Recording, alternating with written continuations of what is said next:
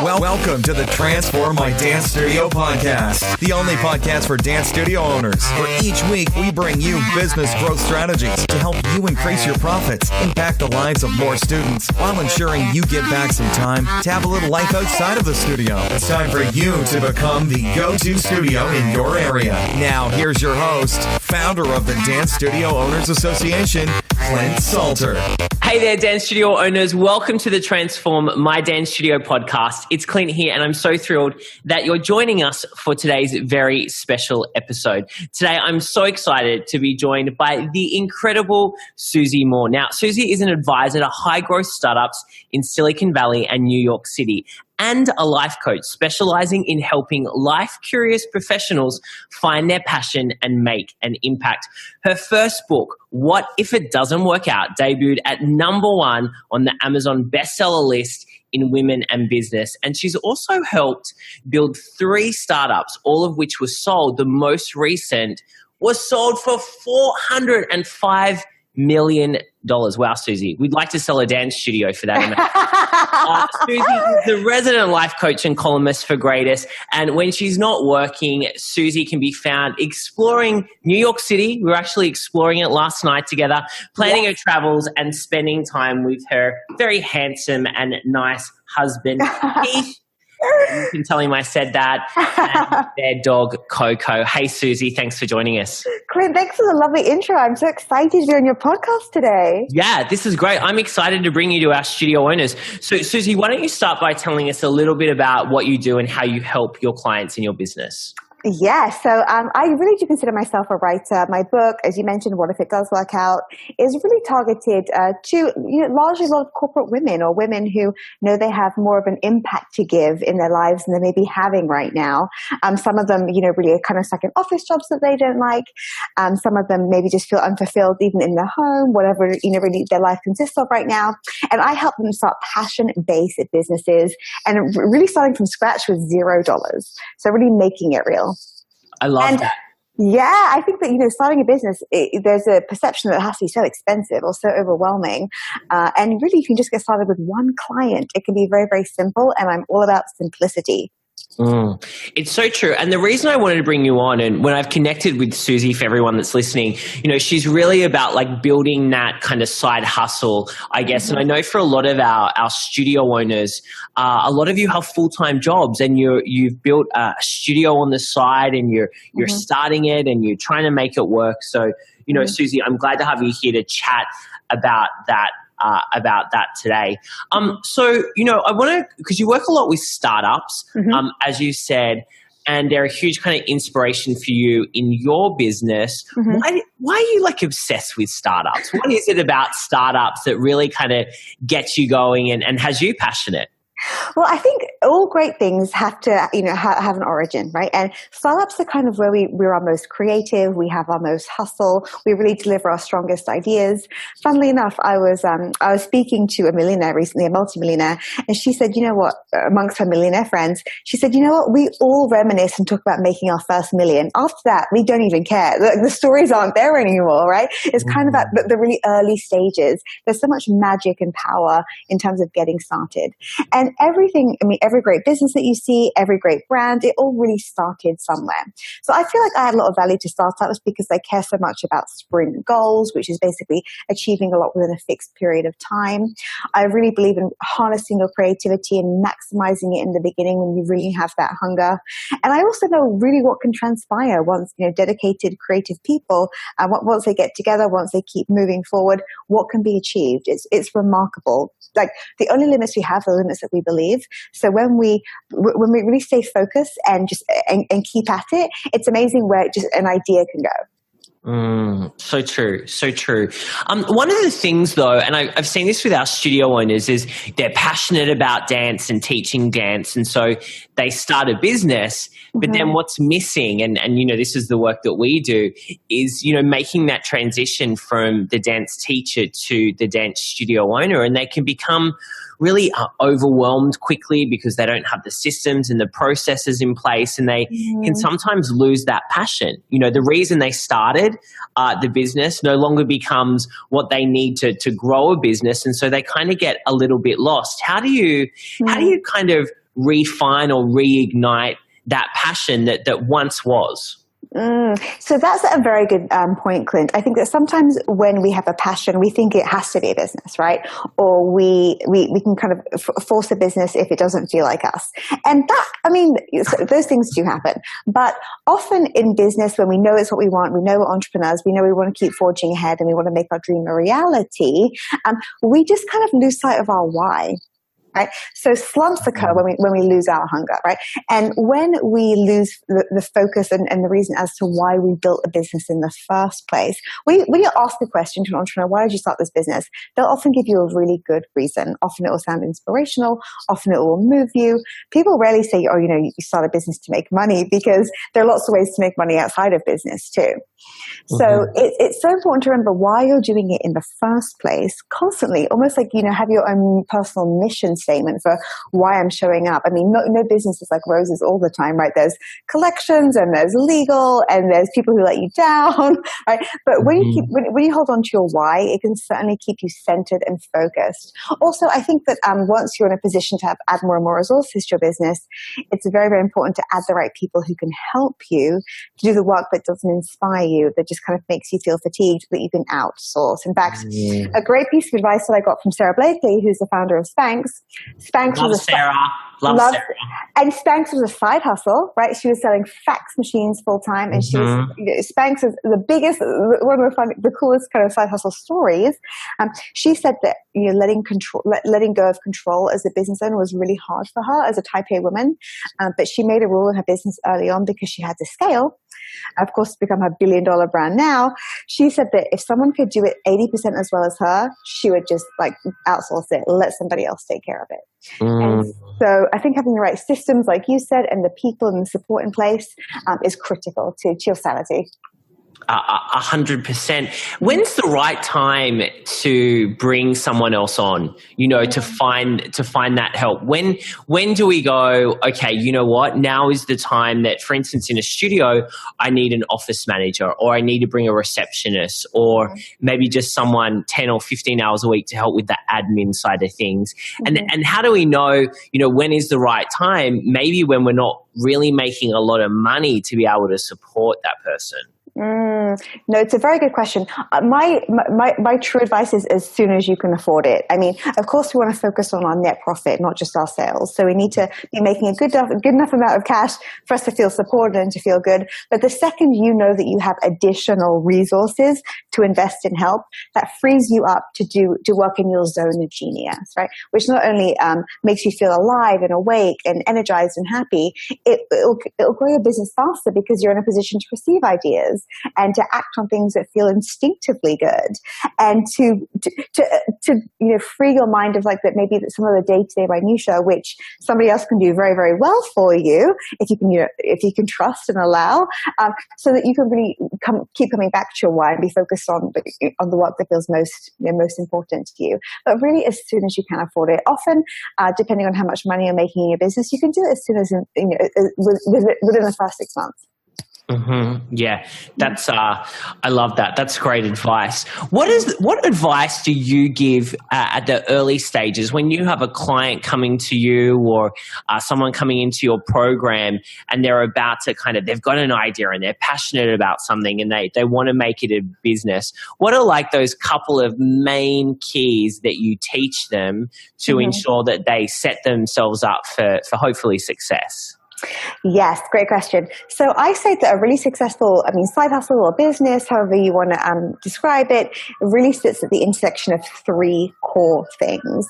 The first is you have to love it. Like you said, Clint, people get, burnt out and tired running a dance studio when dance is their life, it's their passion. So the first thing is you have to love it, because in business, you have your hurdles and your moments.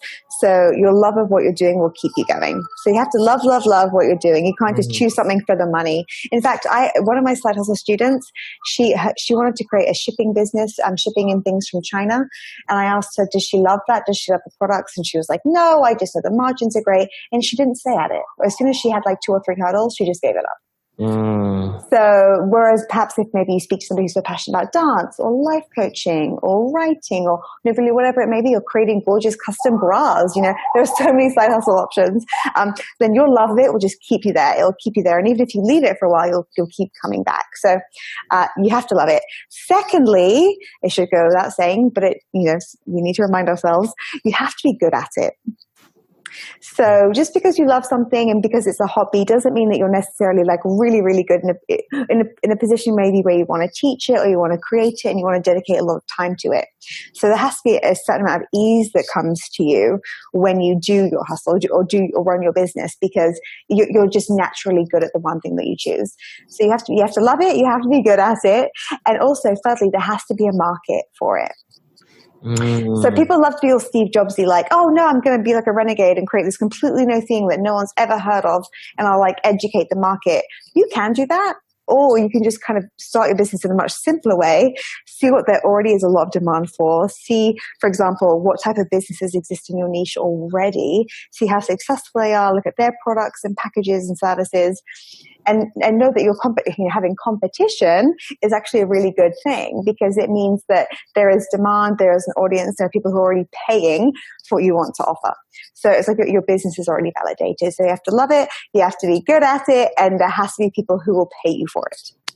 So true and so important. And we've seen that with our studio owners when someone's looking to open up a studio or maybe a second or a third location.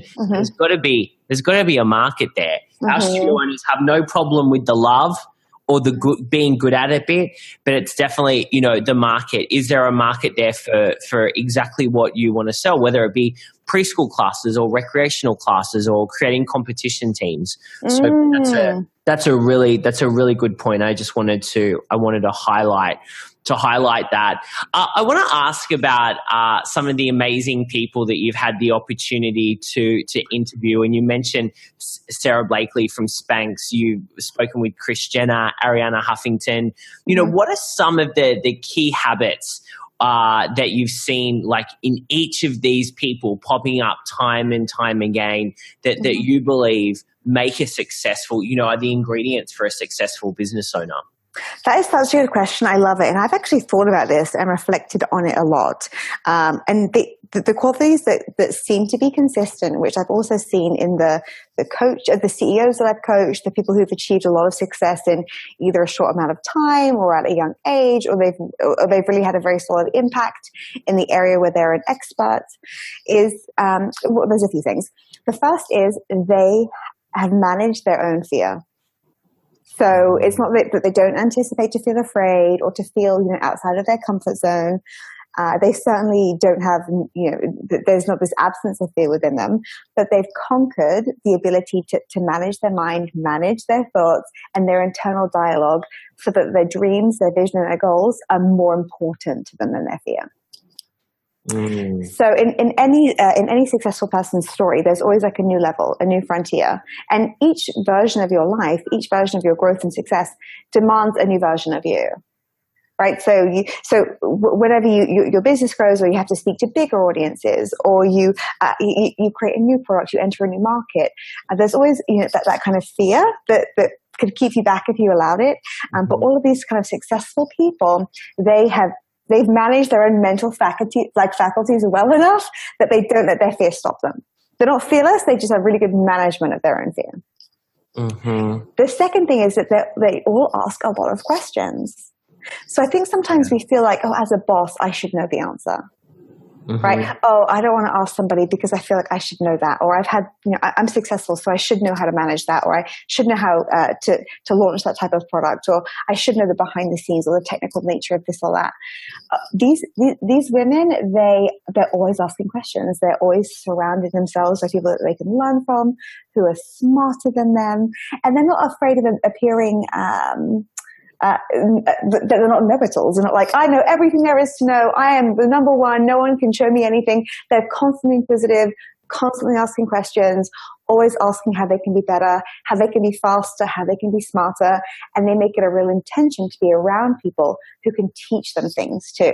That's the power of a great community, a great mastermind, a great kind of support system in your life. And also, I think one other thing is, it's very important to have a vision for your life. Right. It's easy to kind of go day to day and think, oh yeah, I'll get through my to-do list. That'll get you far, especially if you're a hustler and you really fill that list out. But when you think about it, like, what's your longer term, like, impact, legacy? What's your vision for your life? I think that when you speak to people who are very successful, they say, I want my legacy to be, maybe not in that language, but they know that they want to have a big impact. They're not afraid to say it. They're not afraid to feel it.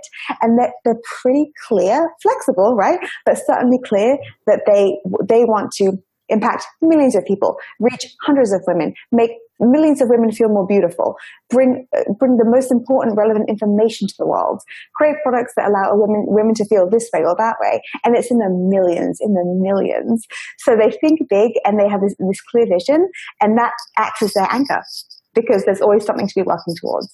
So good. I love this. One of the things that I've noticed about you is that, I talked about it in the introduction, is that you love exploring the city and you love going on holidays and spending time with Heath and your dog. And I feel like you've got a pretty good, I hate using work-life balance. I like just calling it life. Me too, Clint. Yeah, me too. I think that's what it is. But when we say that, people understand it. So I'd love for you to share some tips around, really having a fulfilling life and not being kind of driven by a business 24/7, because a lot of our studio owners, are tired and are not giving themselves time out to be with their families or just to relax. Well, I think that when we're fatigued, we start to feel resentful. We can even start to hate what it is that we have to do every day, because it's not coming from a place of love, from a place of energy, from a place of, again, like, creativity. It comes from a place of, I have to. I love what Jim Quick says, actually. I interviewed him last week. He says we should call our got to do list our get to do list. Right? So instead of thinking, I've got to work out, I've got to pay my bills, I've got to do this, you say, I get to work out, I get to pay my bills, I get to show up at work today. I mean, there are so many privileges that we kind of just take for granted because our thinking is a little off. And when our thinking is off a lot when we're tired. But when we're rested, and look, sure, I work a lot. In fact, somebody asked me recently, how many hours a day do you work? And I was happy with what came out of my mouth because it was off the cuff. And I said, you know what? I feel like my calendar is always very full, but I feel like I'm never working. So I do work that I love. I say no to projects that I don't like. I meditate for 20 minutes in the morning. I mean, that is the ultimate. I mean, if you can do that, if you can master that, the whole tone for your day is completely changed. And you have to punctuate your week. Make sure you have your clients. You got to see your accountant. You got to see your lawyer. You got to do all these bits and pieces. But you have to punctuate your week with really fun stuff. I mean, where did our hobbies go, Clint? No one seems to have hobbies anymore. It's all just yeah, I know. What is a hobby? What is a hobby? Go to a dance. I mean, well, oh my gosh, that's a wrong hobby for you guys. You guys are all dancers. But for most people to go to a dance class, that's a novel thing. What about going to like a cool reading group? Like, having sushi with your best friend on Tuesday. I mean, there's so much that you can just punctuate your week with. Like, as a stake in the ground, beginning of each week, you make some fun plans too. I mean, I love what Stephen Covey said. He wrote the 7 habits of highly effective people. He said, don't prioritize your schedule, schedule your priorities. And for me, that's a lot of pleasure. At the start of each year, I book my 3 to 4 vacations up front. So no matter what conferences come up or cool speaking gigs, whatever, I'm like, sorry, I'll be in Europe. Sorry, I'll be in Australia, whatever it is. And that is just a not negotiable for me, like non-negotiable at all. So stake in the ground, schedule your priorities, and you have to make sure you get enough rest. I think that people still think that how much sleep you get is actually a decision you can make. How much sleep is enough is not up to you. How much is enough? And for me, nothing is more important than sleep. Working out, nothing. Sleep is important. Sleep is crucial. I think that sometimes if you go to sleep and you wake up and you had a good 8 hours or whatever, you feel like a new person. Oh my goodness. Everything is better, right? Yeah. Like the day, everything about that day is so much better. Isn't it? And the thing is, just go to bed. It's like, people are just resisting going to bed. It's like, I'm on my laptop, I'm watching TV. And I think that's, you know what? I think that's why, a lot of people are walking around like zombies, and I'm definitely a culprit of, being on my phone while I'm like lying in bed and going, why can't I go to sleep? Because I'm on my phone. Well, also, I think that, and I learned this from Arianna Huffington, who was the master of sleep. She wrote the Sleep Revolution. She's on the National Sleep Council. She has a whole a bedtime routine, right, that she looks forward to. So she has like a bubble bath. You don't have to do that. She has like nice pajamas that she looks forward to getting into. She lights a candle. She reads a paper book, not an iPad or a Kindle, which still stimulates your brain because of the light. Like, she has a routine, and it's the favorite part of her favorite part of her day, because she gets to just be herself. She doesn't have to do anything for anyone. And it's like a ritual which you could make. I mean, it's a gorgeous self-care ritual, but it's something that you can also just honor and create for yourself and make it very personalized and fun and delicious for you. So it's something that you're like, oh my gosh, I can't wait to get back into these pajamas. Oh my God, I love it. I love it so much. I think having a ritual, we can take a lot of comfort in rituals. And it doesn't have to be just, the go ritual of like, always hustling. Like the most rested people, I believe, certainly are the most effective in the workplace. I love this. This is so crucial. And for everyone listening, I want you to really hear what Susie's saying, and don't go, yeah, I know I need sleep. Yeah, I know I need to take time off, because you don't know it unless you're doing it. And I think that that's the key, is that so often we hear we need to sleep. We need to take time off. We can't work 24/7. And we go, yeah. But let's really pay attention to it. Yeah, I also think too, it's interesting. Sometimes when I'm even coaching somebody and they're too afraid to take time off, they're too afraid to maybe leave their team in charge, they're too afraid to really relinquish any control. I ask, what do you think is going to happen? Like, what's going to happen if you have a break? Like what is going to happen? Like, the world is not going to fall apart, important as you are, right? Important as you are and busy as you are. If you have a break, you have a break. Okay, a couple things might need to be rescheduled. Maybe someone will feel disappointed.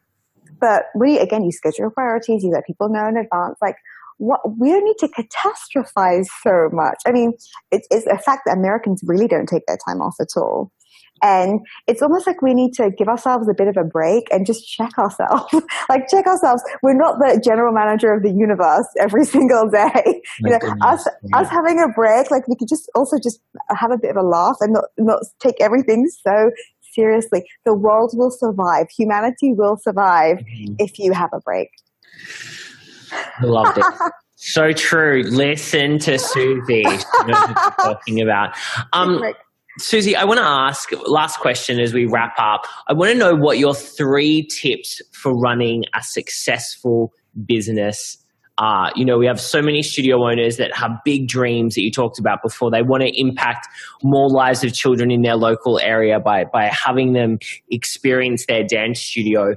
What 3 things should we be focusing on to really kind of build our dream business, leave a legacy and really impact people? Great question. So I think the first thing is really important to stay focused, right? We all kind of suffer from shiny object syndrome, and we can take on too much, and we think we have to be on every platform, and we have to have so many staff, and we have to help this whole suite of products and solutions, when sometimes, the best businesses are just really focused on doing one thing really well. So managing your focus, absolutely. The second thing is we don't have to overthink. I think sometimes the best decision making is just intuitive, like from our gut. And as a business owner, I know sometimes we survey our friends and we get a lot of feedback and we kind of run decisions by a lot of people.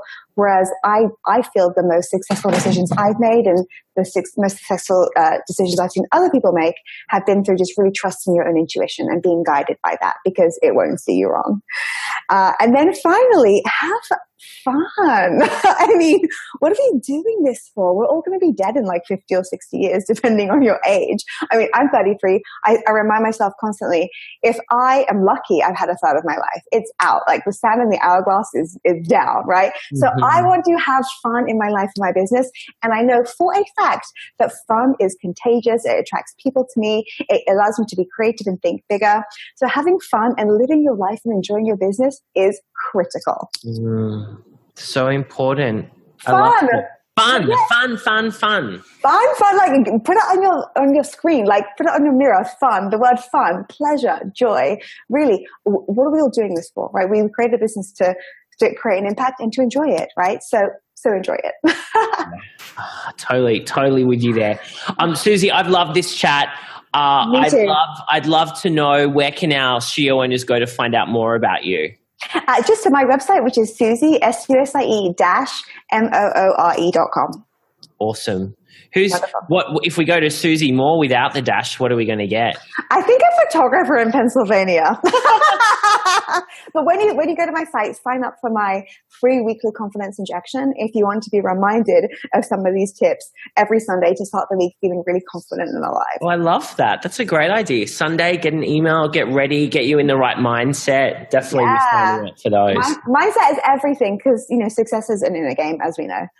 Certainly is. It's not which button you click on the Facebook ad, ladies and gentlemen. It is the inner game. It is the inner game. Susie, so wonderful to talk to you. Thank you so much for your time. Thank you so much, Clint. Lovely speaking to you, and love to everybody out there. Thank you for joining us today. For all the resource links from the show and to receive access to our free dance studio growth training, make sure you visit transformmydancestudio.com.